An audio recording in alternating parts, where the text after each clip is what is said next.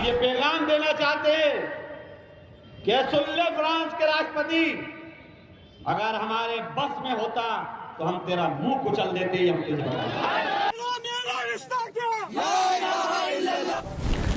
जय हिंद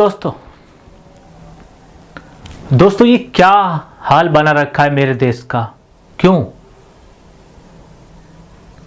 कहां पे था मेरा देश और कहां लाके खड़ा कर दिया इन जैसे चंद फकीरों ने। आई सपोर्ट फ्रांस, मैं फ्रांस के साथ हूं। इस्लामिक आतंकवाद ने फ्रांस को लहूलुहान कर रखा है, लेकिन मजहब के नाम पर भोपाल में फ्रांस के राष्ट्रपति इमैनुअल मैक्रों के खिलाफ प्रदर्शन हुआ। गुरुवार को भोपाल के इकबाल मैदान में कांग्रेस एमएलए आरिफ मसूद ने अपने सैकड़ों समर्थकों के साथ मैक्रों के खिलाफ नारेबाजी की। उनके पोस्टरों को रौंदा गया। फ्रांस ने ऐसा क्या गलत बोल दिया ताकि तुम उसके विरोध में हर जगह खड़े हो गए। मुंबई, भोपाल, बरेली, अलीगढ़, पता नहीं कितने शहरों में तुम दंगा कर रहे हो, हंगामा कर रहे हो। क्यों? क्योंकि वो आतंकवाद के खिलाफ खड़ा है और उसी के साथ में भारत खड़ा है। भोपाल में जब यह प्रदर्शन हो रहा था, फ्रांस ने आतंक का एक और जख्म सहा था। नीस शहर में एक चर्च में घुसकर एक कट्टरपंथी ने 3 लोगों की हत्या कर दी थी। लेकिन भोपाल में मजहबी भीड़ को सड़कों पर उतारने वाले आरिफ मसूद को कोई फर्क नहीं। फ्रांस ने जो कहा बिल्कुल सही कहा, क्योंकि हम आतंकवाद के खिलाफ हैं और आतंकवाद को जड़ से खत्म करेंगे। उसी के विरोध में आप लोग हर जगह धरना प्रदर्शन कर रहे हो। क्यों भाई? सिर्फ एक ही समुदाय का लोग धरना प्रदर्शन कर रहा है, वो आप सब लोग जानते हो। बीजेपी खुलकर फ्रांस का साथ दे रही है। भोपाल की घटना को लेकर न सिर्फ कांग्रेस विधायक आरिफ मसूद के खिलाफ कोरोना गाइडलाइंस उल्लंघन का केस दर्ज हुआ है, बल्कि बीजेपी नेताओं ने सीधे कांग्रेस नेतृत्व से सवाल किया है। क्योंकि तुम एक लोग 100 लोगों को गंदा करते हो, वो काम कर रहे हो तुम लोग, और तुमने वही किया है।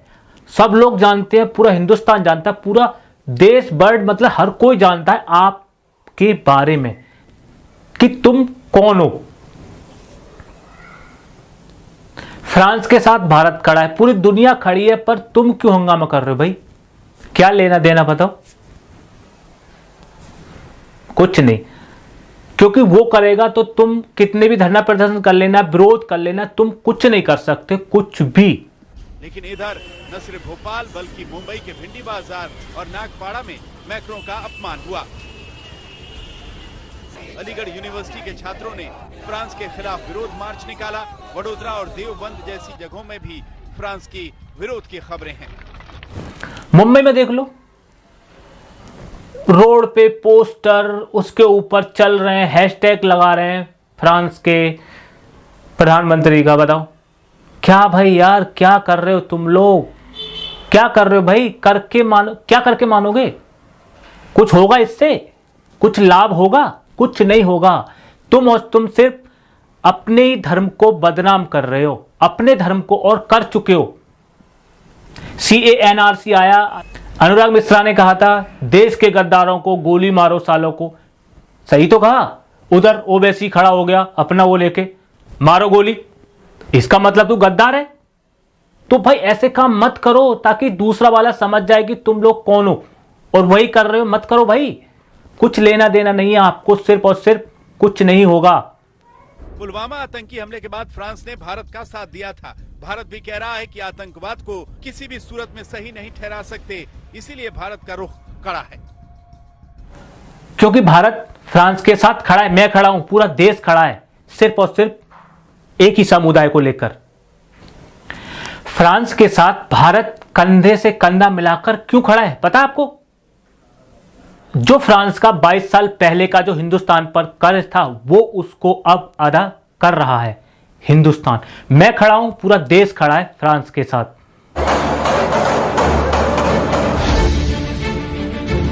मोदी जी ने फ्रांस का साथ ऐसे मौके पर दिया है जब वो आतंकवाद की लड़ाई में बिल्कुल अकेला पड़ चुका था। दुनिया के ज्यादातर ताकतवर देश जैसे अमेरिका, ब्रिटेन, रूस का कहीं अता पता नहीं है। कई देशों में बायकॉट फ्रांस का हैशटैग ट्रेंड कराया जा रहा है। ऐसे समय में भारत ने न केवल संकट मोचक बनकर उसका समर्थन किया, बल्कि 22 साल पहले के उस कर्ज को भी चुकता किया जो फ्रांस ने भारत के ऊपर चढ़ाया था।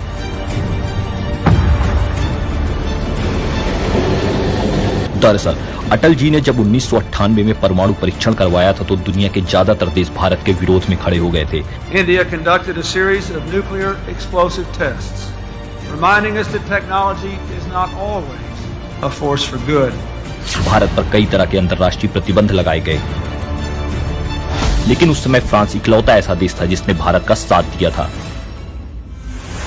1982 में तारापुर न्यूक्लियर प्लांट के लिए अमेरिका ने यूरेनियम की सप्लाई ठप कर दी थी। उस वक्त भारत को रूस से भी मदद नहीं मिली थी और फ्रांस ने मदद का हाथ आगे बढ़ाया था। इतना ही नहीं, आज सबमरीन बनाने में भी फ्रांस भारत की मदद कर रहा है।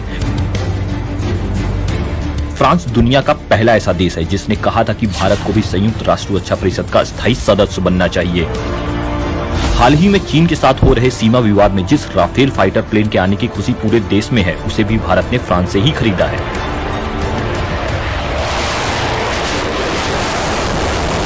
ये तमाम चीजें बताती कि भारत फ्रांस पुराने समय से एक दूसरे के साथी रहे हैं। मोदी जी ने इस संकट में भी फ्रांस का साथ देते हुए अपनी कूटनीति का लोहा मनवाया है और पूरी दुनिया में यह संदेश पहुंचाया है कि वो दोस्तों के लिए एक बेहतरीन दोस्त और दुश्मनों के लिए एक जबरदस्त दुश्मन है।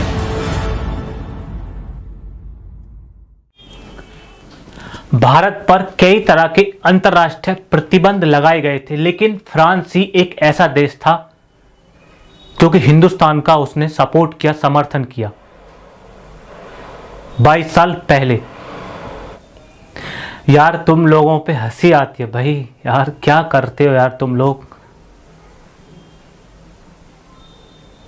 मैंने देखा यहाँ पे धरना प्रदर्शन कर रहे हैं, हाय हाय वो फ्रांस, ये बाइकॉट, वो हैशटैग। भाई यार साला तुम लोगों को देख कर ना सर घूमता है। तुम आखिरकार हो कौन? ना तो तुम यहां के हो, जिसका हिंदुस्तान में कोई वजूद ही नहीं है, वही काम सिर्फ ये लोग करते हैं और तुम कर रहे हो। तुम जैसे लोगों को तो लात मारकर बाहर निकाल देना चाहिए और अब ऐसा ही होगा। तुम जैसे लोगों की हिंदुस्तान में क्या पूरी दुनिया में कहीं जगह नहीं है, कहीं पर भी। और तुम जैसे लोगों के लिए तो लात मारनी पड़ेगी, निकालना पड़ेगा देश से। जिसका कोई घर नहीं होता वही सिर्फ और सिर्फ घर जलाता है, अपना घर कोई नहीं जलाता। और इन जैसे लोगों का तो घर है ही नहीं। मत करो यार, ऐसा मत करो ताकि दूसरों को भी दुख हो। तुम तो दुख में हो, लेकिन दूसरे को क्यों दुख दे रहे हो भाई? तुम तो लेकर दुख आए थे और जाओगे भी यहां दुख दे लेकर। दूसरे को दुख मत दो, हम जैसे लोगों को दुख मत दो। जहां देखो वहीं पर अपना लहंगा उठा के बैठ जाते हो, खड़े हो जाते हो, लेट जाते हो, कुछ पता नहीं क्या करते हो। फ्रांस का तुम जैसे चंद फटुए क्या कर लोगे? क्या कर लोगे? कुछ नहीं।